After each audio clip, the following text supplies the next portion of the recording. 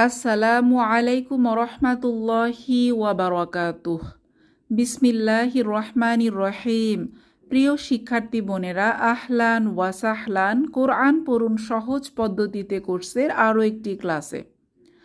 আজকের ক্লাসে আমরা এই বইয়ের দ্বিতীয় অংশ নিয়ে আলোচনা করব। আমরা হারাকাতের সাথে পরিচিত হব কবিতার মাধ্যমে। তাহলে চলুন শুরু করা যাক। আমরা প্রথমেই কতগুলো সাইন দেখতে পাচ্ছি। প্রথম লাইনে আমরা উপরে কোনাকুনি যে দাগটি দেখতে পাচ্ছি লাল, একে আমরা জবর বলি, যাকে আরবিতে ফাতহা বলে। এবং নিচে গ্রিন কালারের এখানে যে নিচে কোনাকুনি দাগটা দেখতে পাচ্ছি একে আমরা জের হিসেবে জানি, যাকে আরবিতে কাসরা বলে। এবং উপরে গোলমাথাওয়ালা যে চিহ্নটি একে আমরা পেশ হিসেবে জানি, যাকে আরবিতে দম্মাহ বলে। তাহলে ফাতহা, কাসরা, দম্মা। এর সাথে সাথে এই অংশটা খেয়াল করি, এখানে এর সাউন্ডগুলো দেওয়া আছে। ফাতহা বা জবরের সাউন্ড হচ্ছে আ, কাসরা বা জেরের সাউন্ড হচ্ছে ই, এবং দম্মাহ বা পেশের সাউন্ড হচ্ছে উ। তাহলে প্রথম লাইনে কবিতায় আমরা ফাতহা, কাসরা, দম্মা সাথে আ, ই, উ এটা বলবো। এরপর দ্বিতীয় লাইনে আমরা দেখতে পাচ্ছি একটা খাড়া জবর হিসেবে, যেটাকে আমরা চিনি খাড়া লম্বা দাগ, এটার নাম হচ্ছে আলিফ সগীর, খাড়া ফাতহা বা আলিফ সগীর। এবং নিচে কোনাকুনি দাগ, এটা হচ্ছে খাড়া কাসরা বা ইয়া সগীর।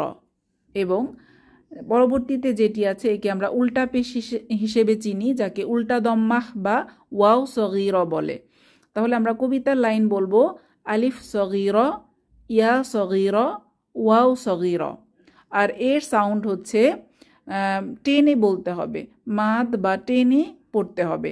তাহলে আ, আলিফ সগীরর সাউন্ড হচ্ছে আ, ইয়া সগীরর সাউন্ড হচ্ছে ই, আর ওয়াও সগীরর সাউন্ড হচ্ছে উ। আলিফ সগীর, ইয়া সগীর, ওয়াও সগীর, আ, ই, উ। পরবর্তী লাইনে আমরা দুইটি ফাতহা দেখতে পাচ্ছি, দুই ফাতহা বা দুই জবর, এটাকে আমরা ফাতহা তেইন বলবো আরবিতে। ফাতহা তেইন, দুই জবর। দুই জের বা দুই কাসরা, এটাকে আমরা কাসরা তেইন বলবো। এবং দুই পেশ বা দুই দম্মাহ, এটাকে আমরা দম্মাহ তেইন বলবো। আর এর সাউন্ড হচ্ছে এই অংশটা আমরা দেখি আন, ইন, উন। তাহলে এই লাইনে আমরা বলবো ফাতহা তেইন, কাসরা তেইন, দম্মা তেইন, আন, ইন, উন। এরপর আমরা কতগুলো চিহ্ন দেখতে পাচ্ছি। প্রথম যেই চিহ্নটা, এটাকে আমরা তাসদিদ হিসেবে চিনি, যাকে আরবিতে সাদ্দাহ বলে। সাদ্দাহ, এখানে বাংলাটা লেখা আছে, আমরা দেখে পড়তে পারি।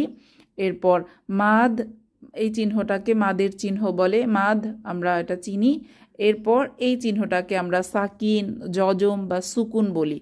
তাহলে আমরা কবিতার লাইনে বলবো সাদ্দাহ, মাদ, সুকুন। তাহলে পুরো হারাকাতে কবিতাটা আমরা শিখে নেই। ফাতহা, কাসরা, দম্মা, আ, ই, উ। আলিফ সগীর, ইয়া সগীর, wow Sagir, a, E, uh. ফাতহাতেইন, কাসরাতেইন, দম্মাতেইন, An, in, উন। সাদ্দা, মাদ, সুকুন। এখন আমরা এই বইয়ের পরবর্তী পৃষ্ঠায় চলে এসেছি। এই পৃষ্ঠার সাথে আমরা পরিচিত। আমরা মাখরাজ শিখতে শিখতে এই অক্ষর কবিতাটি শিখে ফেলেছি। তো এইখানে প্রথম ভাগে পূর্ণ হরফের সাথে বা পূর্ণ অক্ষর ফাতহা সহ অক্ষর কবিতাটি সাজানো হয়েছে, এবং সংক্ষিপ্ত রূপ, হরফের সংক্ষিপ্ত রূপ দিয়ে আরেকবার অক্ষর কবিতাটি সাজানো হয়েছে। তো আমরা একবার প্র্যাকটিস করি। আরবি হরফ 29টি, আওয়াজ নেই একটি, আলিফ। মা বা ওয়া, ফা ঠোঁট থেকে বের হয়, জিহবা হতে অনেক, আগা থেকে 12টি। সা, রা, গ, তা, দা, ত, জা, সা, স, লা, না, র মধ্য থেকে বের হয়, জা, শা, ইয়া। আর পাশ থেকে বের হয় ব, কা, ক। সব শেষে 6, গলা থেকে বের হয়। আ হা আ হা গ খ। আমরা পরবর্তী পৃষ্ঠা পাঠ 13তে চলে এসেছি। এখানে অক্ষর কবিতার ভেতরে মোটা হরফগুলো চিহ্নিত করা হয়েছে। আমরা পূর্বেই শিখেছিলাম মোটা হরফ 7টি। এখানে মোটা হরফগুলো তীর চিহ্ন দিয়ে চিহ্নিত করা হয়েছে। এই যে আমরা দেখতে পাচ্ছি, আমরা শিখেছিলাম মোটা হরফগুলো কি কি? স, দ, ত, ল, কফ, খ, গইন। এই 7টি মোটা হরফ এখানে চিহ্নিত করা হয়েছে এবং সংক্ষিপ্ত রূপ দিয়ে এখানে আবার হরফের সংক্ষিপ্ত রূপ দিয়ে প্র্যাকটিস করা হয়েছে। এখানে আমরা পাঠ 13 পরবর্তী পৃষ্ঠায় চলে এসেছি। এখানে আমরা বানান করে শব্দ পড়তে শিখব ইনশাল্লাহ, ছোট ছোট কোরআনের শব্দগুলো। চলুন শুরু করি। আমরা এখানে ফাতহা ধরে বানান করে পড়ব। প্রথমেই আমরা দেখতে পাচ্ছি লাম ফাতহা লা, কাফ ফাতহা কা, লা কা। একসাথে লাকা, লাকা অর্থ তোমার জন্য। মিম ফাতহা মা, আইন ফাতহা আ, মা আ, মা আ অর্থ সাথে। তা ফাতহা তা, র ফাতহা র, তা র, তা র তুমি দেখো। লাকা মা আ তা র। দ্বিতীয় লাইনে